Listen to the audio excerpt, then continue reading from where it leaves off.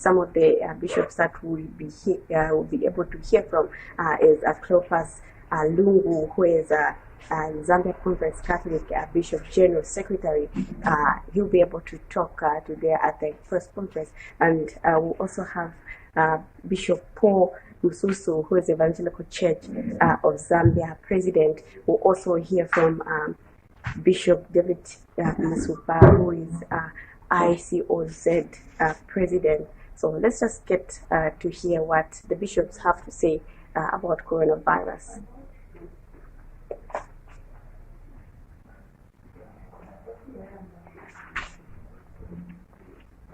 All right. Good morning, friends. My name is Michael Manzakaza. I'm the communications officer for the Council of Bishops in Zambia. So, news on the go with Diamond TV, powered by MTN.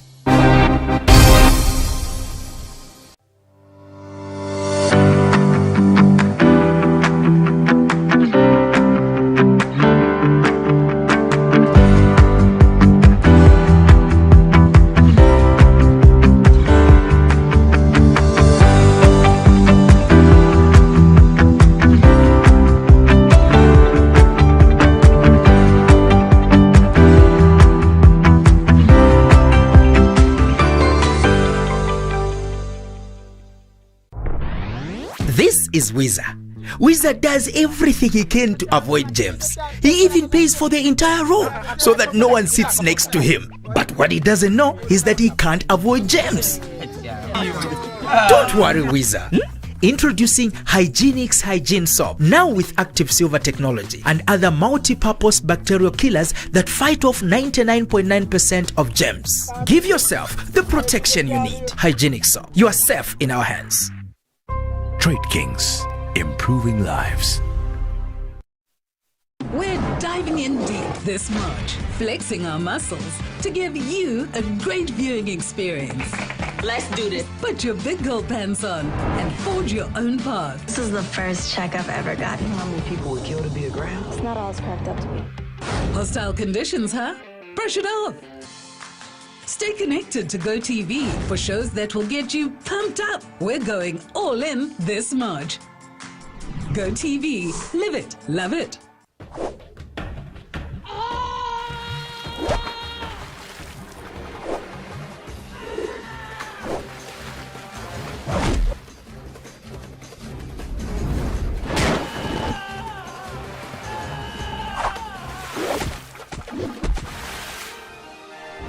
Introducing Boom Household Bleach for those stubborn stains that stay forever. Boom Household Bleach protects your home from stains and germs. Trade Kings, improving lives. Welcome to MBET. Join our community of fun and lucky winners. It's easy. Play just from your smartphone by downloading our app or directly on the web 24/7. Enjoy and bet on top-level football competitions, more sports, perfect 12 daily jackpot, live betting and quick lotto. Pay easily.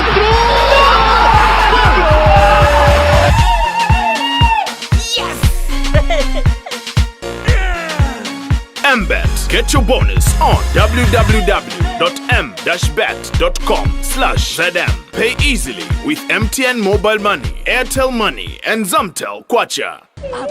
300 Kabondiro. And Granadilla Fruit Squash. Fruit Top, with the real fruit in every drop.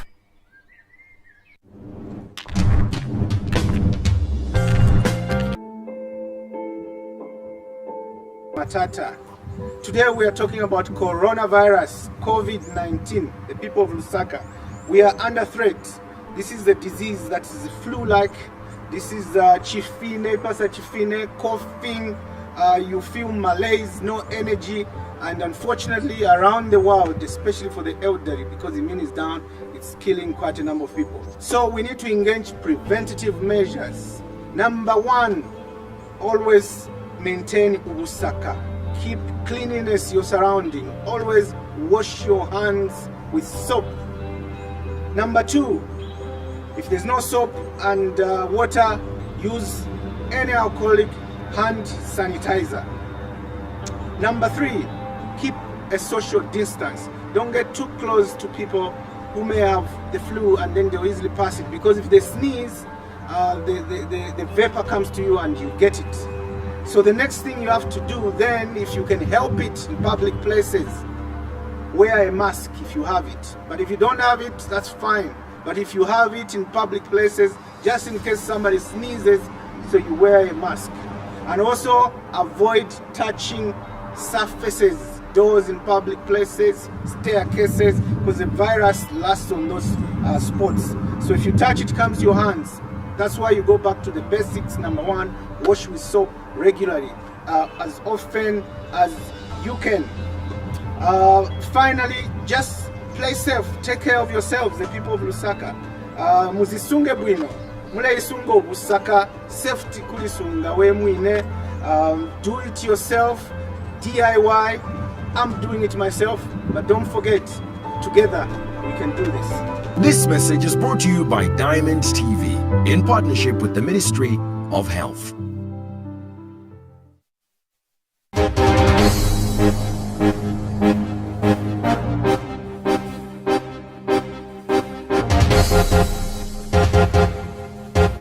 When transmitting this virus, remember, physical distancing does not mean spiritual isolation. I want to repeat that one. Physical distancing does not mean spiritual isolation. This is an opportune time for the churches all over the country to review their role in society by safety ministering to, providing for, and caring for the poor, the sick, the marginalized, and the aged, all those who are most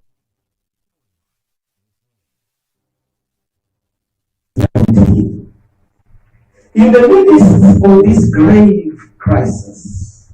We pray for and urge the government to give priority to those who live in poverty, as well as to the marginalized and the refugees living in our midst. We pledge to help provide pastoral care to communities, especially to the vulnerable, the dying and the bereaved, the elderly and psychologically distressed. While we acknowledge the measures put in place by the government so far, we wish to urge the government to consider all our borders to non-citizens and allow only a few exceptions to cross in Zambia. We are privy to the fact that this move will negatively affect our economy. But given the current scenario, we do not have a choice but to close all our borders to preserve human life. In addition, closing borders, we must also advocate for a shutdown of all public gatherings and stringent measures to limit contact in markets, bus stations, public transport vehicles. We therefore, or further, we call on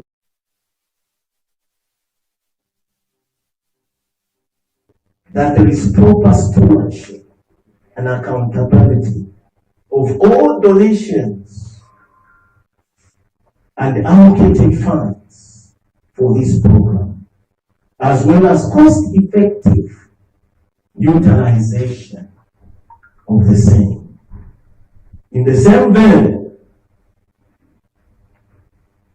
we advise that pastoral and chaplains services must be deliberately integrated into the interventions and responses of COVID-19.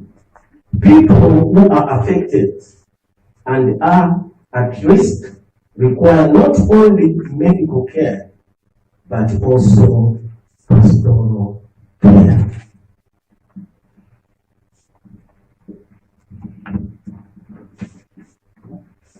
To our political leaders, the coronavirus pandemic does not respect the boundaries of our party affiliation. The reality is that the virus we thought was far away is here in our midst, and for us as a nation to overcome it, we need unity of purpose in ideas, but also logistics. This is a time our politicians must bury their differences and instead come together to a round table to chart the way forward. Let us put the safety of our nation first before our interests.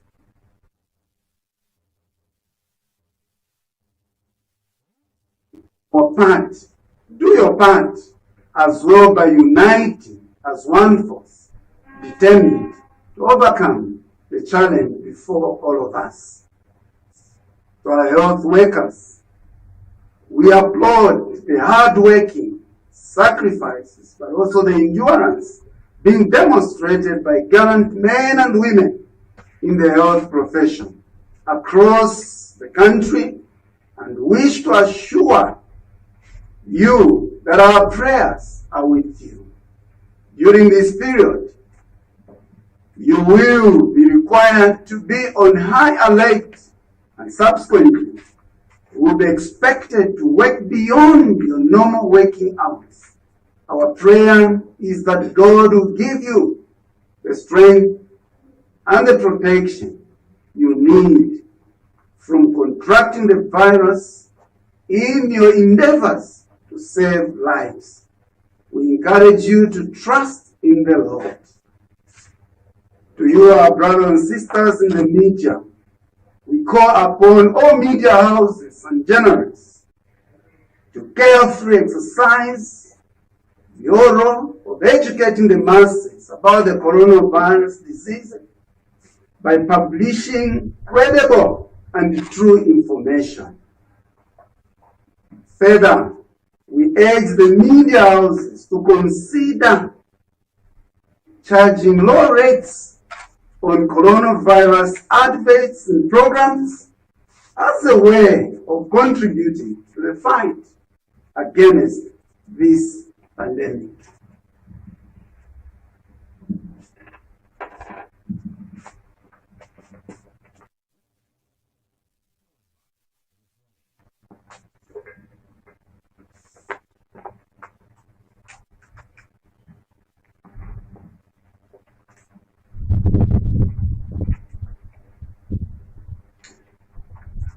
And so to the clergy, which includes myself. We wish to call on all clergymen and women across the country to understand the times we are in and act accordingly in response to what is going on. This is a time when science and the Word of God must work together effectively to save the people of God from this calamity. Encourage people to go for medical attention while you pray for them. Avoid telling your members to depend on prayers alone.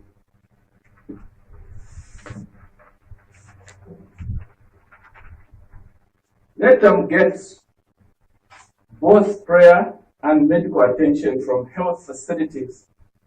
The church must avoid being an obstacle to the fight against the spread of the coronavirus disease.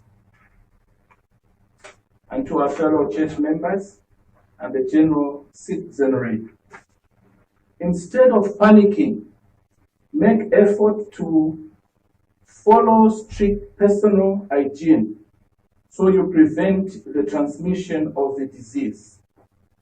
Adhere and follow all instructions and guidelines being shared by the government and other authentic stakeholders.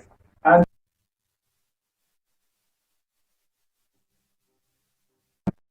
please be each other's keeper by loving one another in the same manner we do love ourselves. Do unto others as you would love them do unto you. This means you must take care in the manner you interact with others in public places and even in your homes in order to ensure you are safe from contracting the virus. Also avoid panic buying of essential goods and foodstuffs, as this will escalate the cost of these commodities. The economic impact and mitigation. We urge the government to come up with mechanisms for economic stimulus packages and mitigating measures, as well as incentives to help the industry and citizens in coping with the adverse effects of the coronavirus. In conclusion, we, the church mother bodies, commit ourselves to continuously monitor and give you necessary updates until this pandemic is completely eradicated. We also remain in prayer for the nation as our leaders across the political and religious divide. On behalf of the Church Mother Body, I want to thank each and every one of you. God bless. Amen.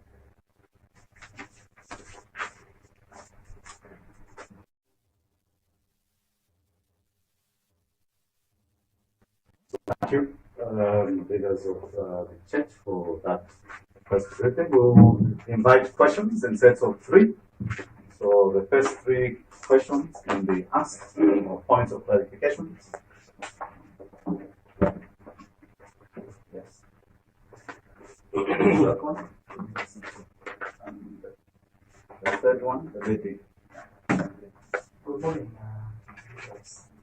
Good morning. Thank you. My name is Mike Mugala from Daily Mail.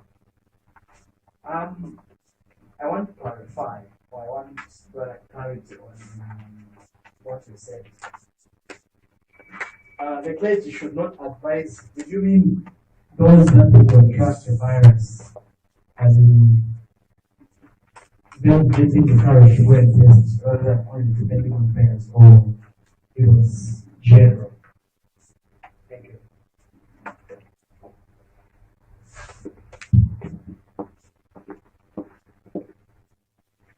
I'm okay with that. My question is in line with the lockdown calls. Remember, Jen the Chief from Branch. We've been hearing a number of calls, and I think so far from different general citizens calling on government in the Republic of Ghana to consider locking down either the Lusaka city or the province and the entire country, just locking it down. And we have seen other countries locking down, including countries like Sierra Leone. Sierra Leone, last time we were talking today, they do not have any record of COVID-19, but they have considered all those measures, including self-quarantine. For them, it's not being counted because they don't trust self-quarantine. They have openly get into the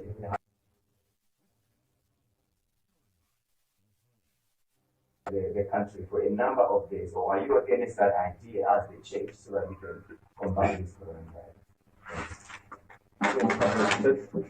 Then maybe this microphone can also be the best practice in view of the coronavirus. So I think we'll just ask you to project, otherwise we may be actually talking about it and actually helping to spread it. So the lady will ask, then the 3 will be handled, and then we'll have another 3 beginning. Yes, my name is Pamela Lenga, a freelancer journalist. following your submission on proper stewardship in regards funds, other stakeholders in the fight against this pandemic are also of the considered view that disbursement of funds should be actually transparent. I just want you to explain a little bit more of how maybe the government would work with other stakeholders to ensure that there is transparency in the disbursements of funds, because others are afraid that maybe it might not be channeled properly. I thank you. Before the panel response, I acknowledge the presence of Honorable Patricia Smaili, the MP and Minister of National Guidance and Religious Affairs. You're welcome. Thank you very much. The panel.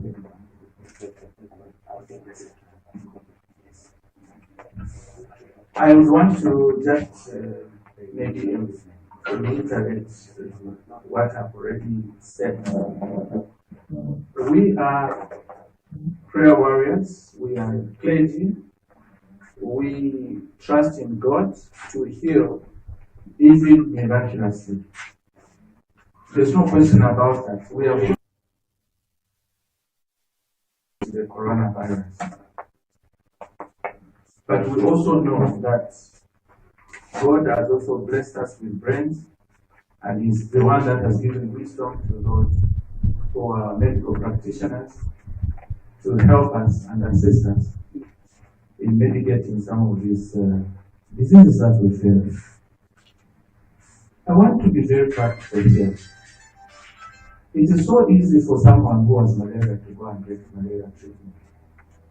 And it takes the same time. It's so difficult for people to adhere to take ARVs when they are on that treatment. The stigma attached to it, and there are all sorts of interventions, especially from us, from the church, where we believe that we can just pray for someone, stop taking ARVs, and you are cured. What we are saying is that we shouldn't demonize or see demons in the coronavirus. This is a virus that is affecting individuals, countries, and it's gone as far as the Birmingham Palace.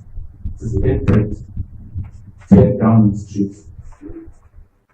And commonly we are saying, let's just be realistic, appreciate science for the definitions that we have, so that we do not spiritualize anything here. The call that we are making, the passionate plea that we are making, is the risk that the church will be exposed to by ignoring and putting everything into a spiritual mode, where if we are told to stay apart, we say, no, by God's grace, we are going to meet tomorrow.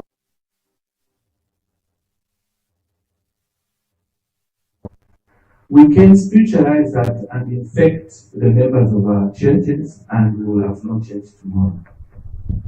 Simply put, we are calling for people to be realistic, and we have consultations. We have dealt with whatever levels you can think of in this country. Yesterday, we just had a meeting with the Minister of Health, and the practical picture that is painted in this country calls for every one of us to put our heart together, our energies together, our hands to it, to make sure that we prevent the escalation and the spread of this coronavirus. So, in a nutshell, we are not stopping praying, but we are saying don't stop people from to seek medical guidance on pretext of praying for them.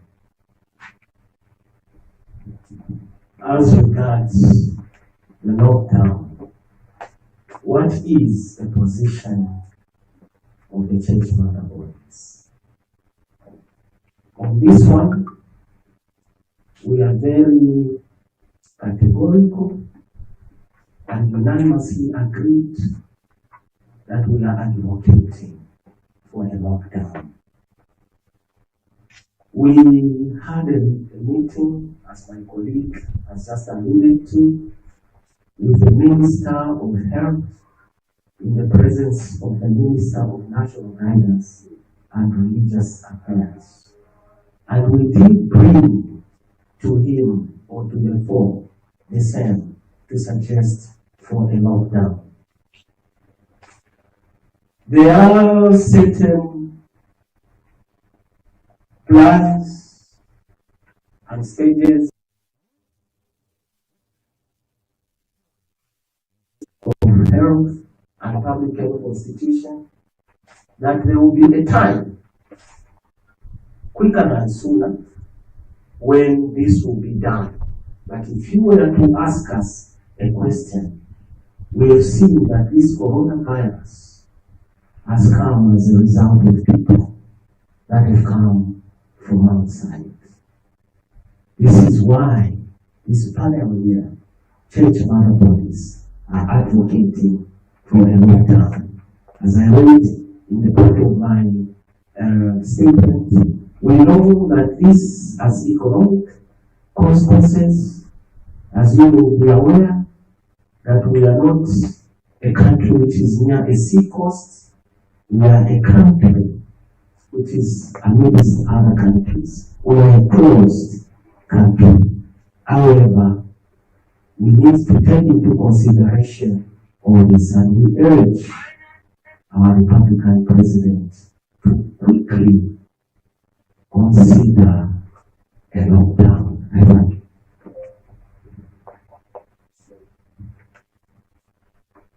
With regard to the question of transparency and accountability, our goal is that in times like this, there is need for exercising high levels of stewardship.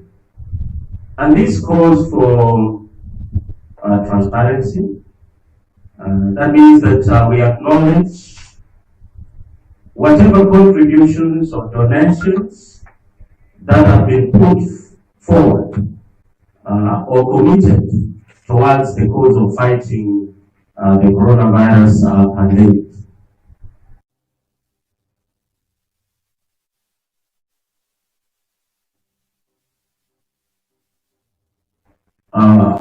Most sincerely, all those individuals, companies, institutions, including the church, that are putting their resources, human, material, as well as financial resources, at the disposal of the government in order to fight this war.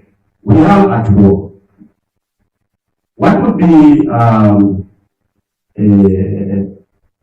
our wish is that even as government continues to update the nation on the figures of those who are confirmed to have this disease, those who are recovering, good healing, and there could be an update on how much has been collected. And that is easy to do. And people will be happy to see that their kwacha, their coin, is contributing and saving lives. This is our call. And this call goes not only to government, but to all actors. The government as well as non-state actors, that we be transparent. Even as church, when we receive donations, we remain accountable to the people who have placed those resources in our hands. And to see that there is an impact on the lives of our people. Thank you so very much.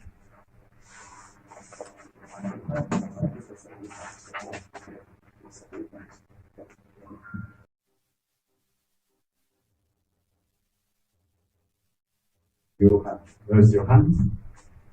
There's another, the gentleman there. Any other hand? That is all. So we have two. Oh, there's a third hand. Yes, sir. Good morning, panelists. My name is Menga. I have two questions, in fact. The first one, we are all calling for considered efforts from all sectors, including the media. But the not long time ago, we saw one media institution being sidelined by the government. And yesterday, it was removed from the top star when they could have also considered some kind of forgiveness of some demeanor that was done, so that they can also contribute to other particular things. What's your advice to government regarding the suspension that was done to Prime TV by top star in government, despite them apologizing? Then second, in as much as we are talking about the effect of COVID-19, I think there is a certain element of exaggeration in the way people are reacting to this particular thing. There is some kind of exclusion being taken place. Some people are taking advantage of this particular outbreak to demonize other people. I think this has increased those who were sick. So what's your advice to this particular thing? Should we completely distance those who might be at risk? And how are we going to deal with the spiritual guidance of our Lord, who says even those who are sick need to be brought closer so that they feel at home? Thank you. Okay, there was a hand this side. Yes. No.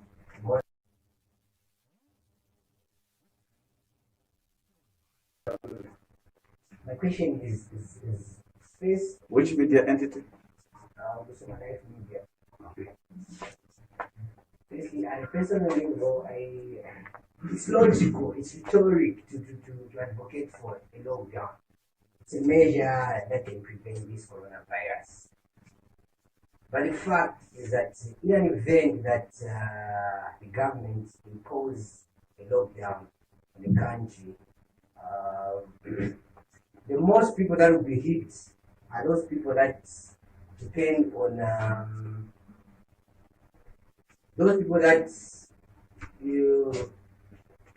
depend on hand to mouth kind of lifestyle. You know, we have a lot of people that depend on hand to mouth kind of living.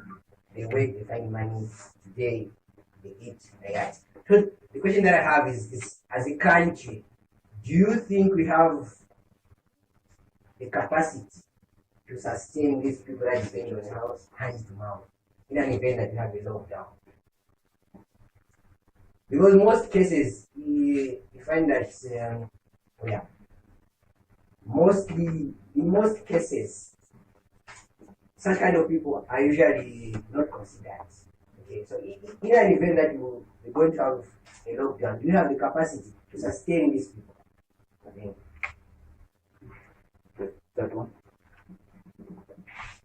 Thank you. Good morning, our fathers. Good morning.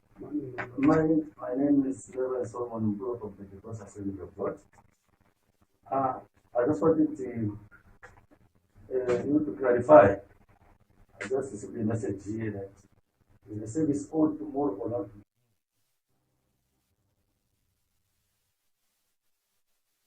That all the laid down guidelines by the Minister of Health. On the other hand, yesterday when I saw a memo from the Minister advising us for 14 days to stay away from the meeting. So I want you just to make a clarification so that there's no confusion. Thank you. Thank you very much. The panel. This one.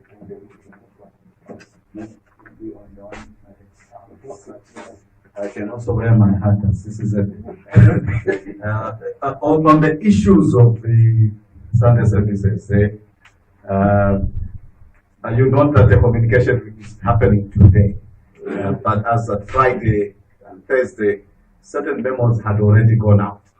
Now, we all know that we are not that effective in communication that we have 100% cooperation tomorrow. So that is where we've given that advice that those that may end up meeting should strictly follow, because this is not an option. It is actually guided by law under the statutory instrument number 22. And so if people break the law, then there will be encounters with the law enforcers, and we don't want to see those ugly things happening. So the best thing in order to accommodate these variations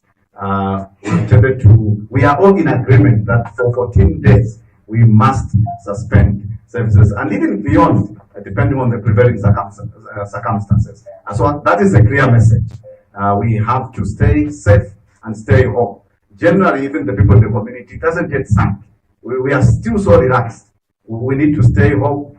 The inter-family visits also need to be restricted.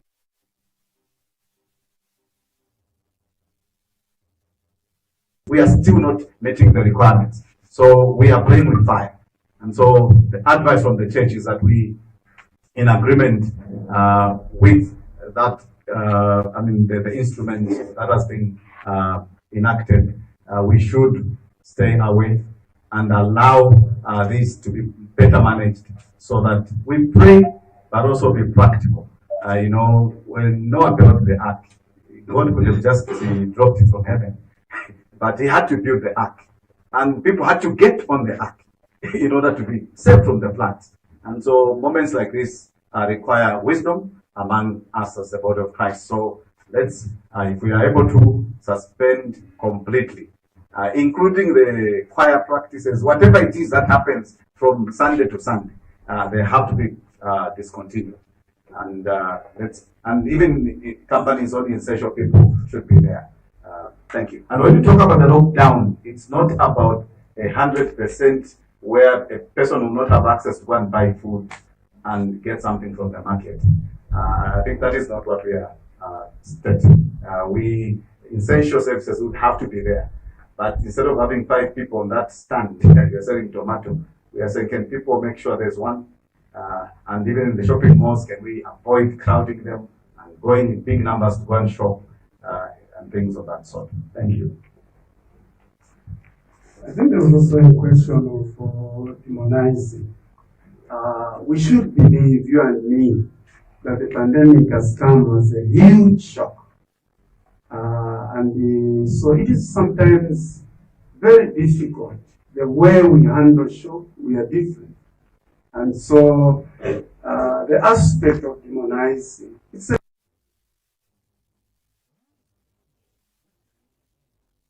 there is dignity. It may be someone who has contracted the virus, but you ask yourself the question, what if it was I? How would people have reacted, and how would I have taken that information? Sometimes it's very easy to condemn and to talk about others, yet you yourself, you don't have the capacity to handle such criticism. To me, let us be each other's keeper. Third person, regardless of race, tribe, but the pandemic has come.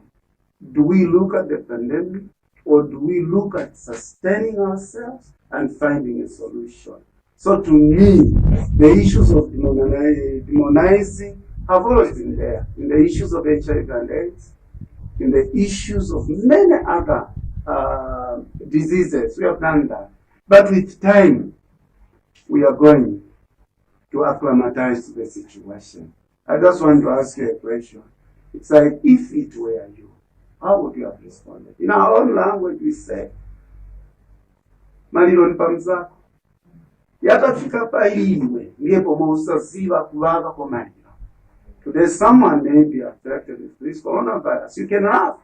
You can do it on social media. You can dramatize it because it may bring business to you.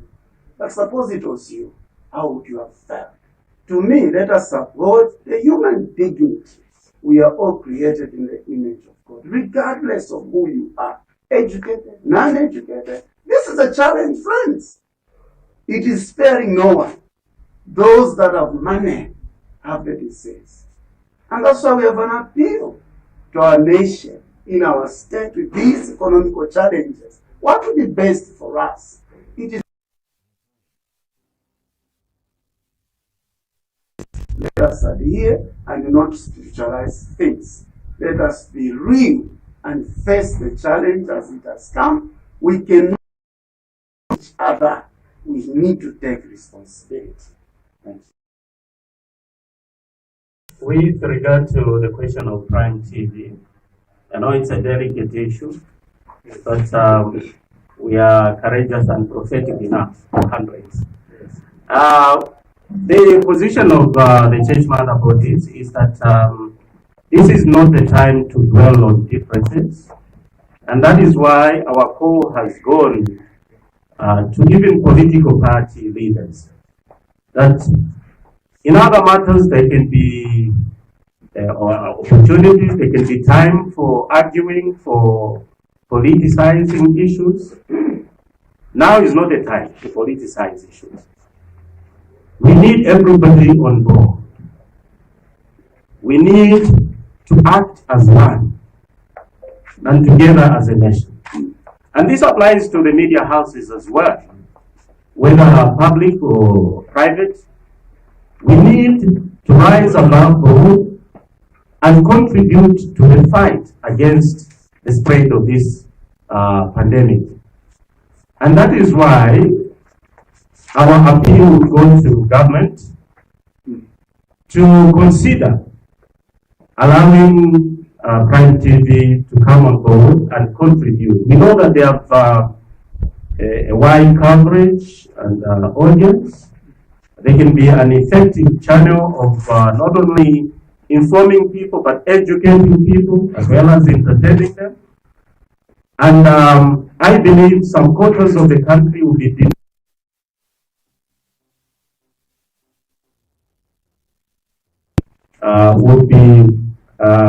removed from certain platforms or cookies and things like that. Today we may be talking of Prime TV. Another day we'll be talking of another media houses, isn't it?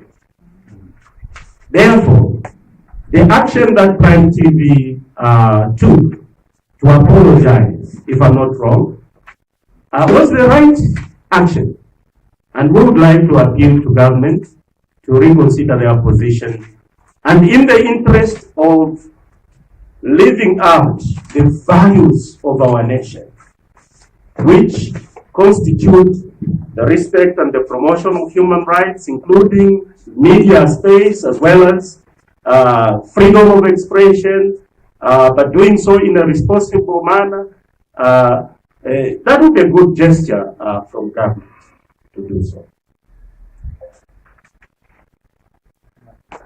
Let me just emphasize, like Father Chikolo had said, on the lockdown. You've seen that world over, one of the strategies that is being taken very seriously in the curbing of COVID-19 is the lockdown. Therefore, Zambia stands for us to be a hotspot country and to which we are allowing people to come in and out and those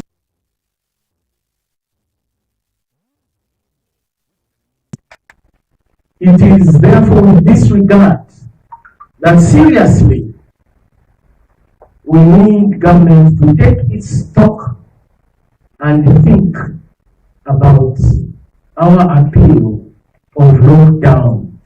We know it has got economic consequences, but if we do it correctly, we are going to have the cave coming down. I thank you. So maybe just a quick addition. If we don't prevent, the cost of handling curative responses will be far higher than the cost that will be incurred if we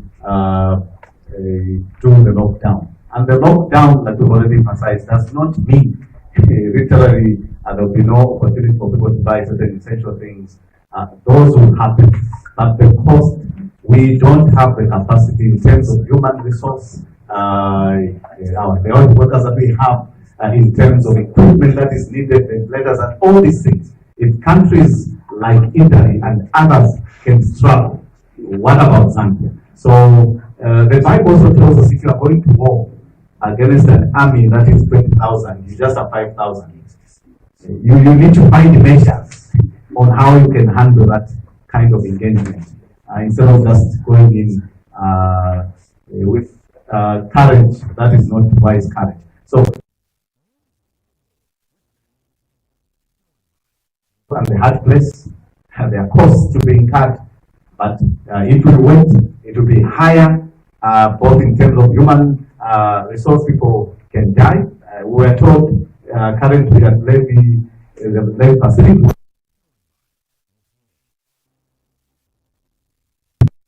now just imagine 50 attending to 7. Now imagine if we get in hundreds, and these 50, after they attend to those patients, have to be quarantined. They are not going to their homes. They are quarantined. Another 50 comes, and it is quarantined. I hope you get that picture.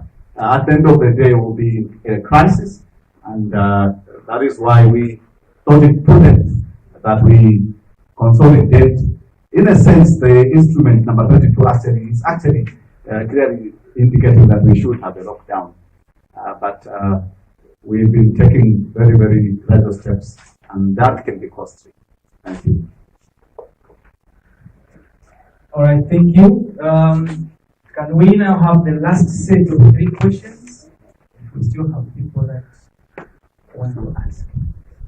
3 sets of questions.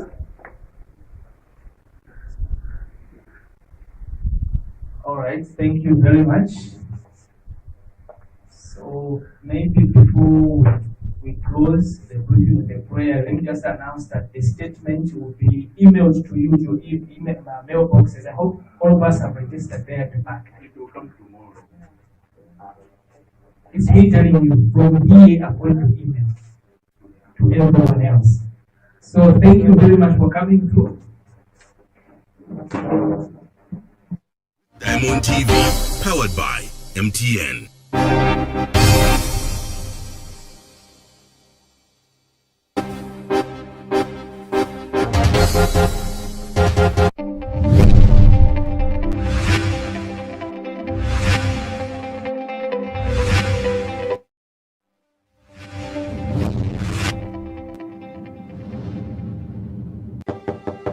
Matata, you're here. I thought you said lunch. Oh, come on, my son. I cannot wait to see my first ever grandson. As a young modern wife, entertaining my Wapongoshi was always a mini nightmare. But today, I'll treat them to a special traditional secret. Tata, my sen. Oh, thank you very much, my daughter. Thank you very much.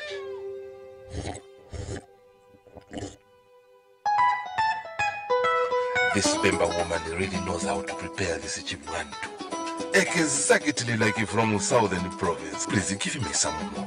Times have changed, but some things in life shouldn't. Introducing Amasip Sip Chiwantu traditional maize drink. Traditional taste that has stood the test of time. Last time I had such nice chiwantu was at home. Prepared by my mother. Amasip Sip Chiwantu, a taste of local tradition. Trade Kings, improve. It's a new month for the Diamond Top 10. You know what that means, right? Well, it means new vibes and new music.